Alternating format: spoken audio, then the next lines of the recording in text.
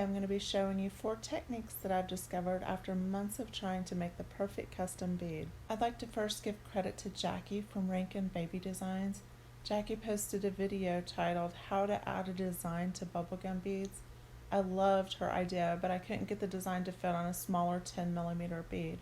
So I tried many other materials and a lot of sealers, and I want to show you all of the ways that you can make your very own in a bunch of different price ranges and a bunch of different time frames.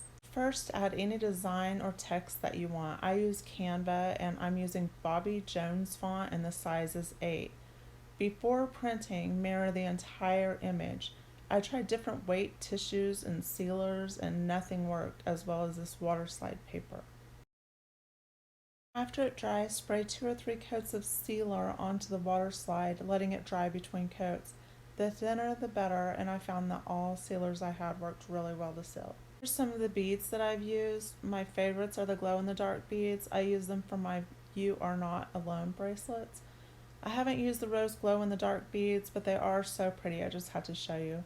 These large wooden beads are perfect starter beads.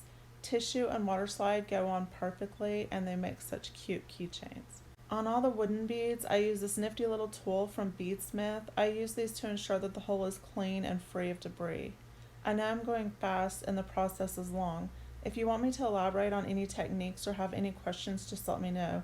I'm only showing the wood beads, but the glass beads are made using the same method.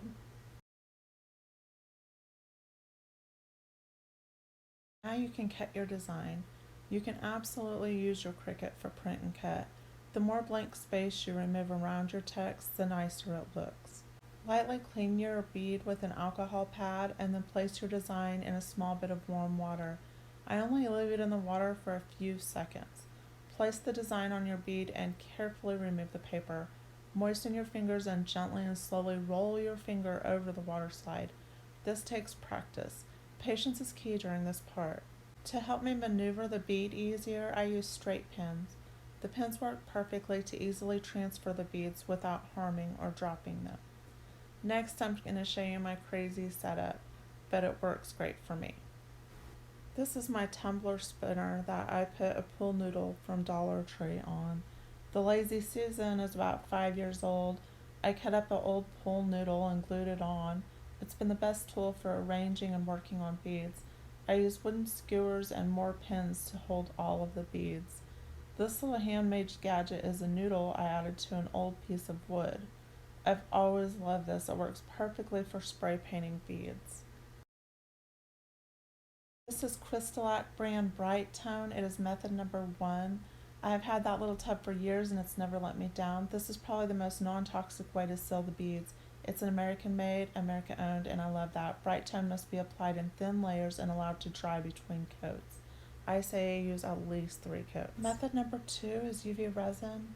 I put a few drops on and work it around the bead.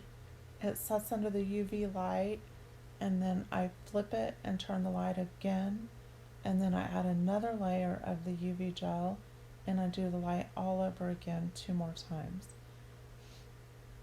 You can apply it with a brush or you can apply it with your fingers, which is the easiest for me. After 12 hours, the bead is still slightly tacky to touch, but I use this car wax that Rencken Baby Designs suggests, and it works perfectly. I've never used car wax on a bead or any sort of resin product, and this really works well. I have found that sometimes the wax gets into the tiny little holes, and so I just use the bead reamer and clean it out again. The third way that you can seal the beads is with epoxy. Please take extreme caution when using epoxy. It's a 50-50 mixture that uses a caustic chemical bond to harden overnight. Some artists do use these masks when using epoxy, as that is the suggested thing to use. Art resin is the only brand I can use. Other brands have caused serious breathing problems. The simplest method is method number 4, using Krylon triple thick crystal clear glaze. Lightly spray your bead while turning it around. Let it dry, then repeat it 2 more times. I hit all the spinning beads with a heat gun to even the layers, then I let them spin overnight. And here they are the next day. The Krylon spray is super shiny and looks beautiful. The Brite Tone doesn't have the shine from the spray paint, but your text will not budge with extensive wear. The art resin epoxy is very shiny, and this is the longest, most expensive method. And lastly, we have the UV resin. The UV resin method is what I use for these bracelets. I wear them daily, I shower with them, I beat them up all the time, and they still look perfect and beautiful. Number one thing to remember about these beads is do not soak them in water. Before I sign off, I thought I'd show you my crazy setup. It was so fun to invite you into my home and to share some new ideas with you. I appreciate you and I thank you, and I want you to know that no matter what, how crazy this world is, how crazy people are, you are not alone.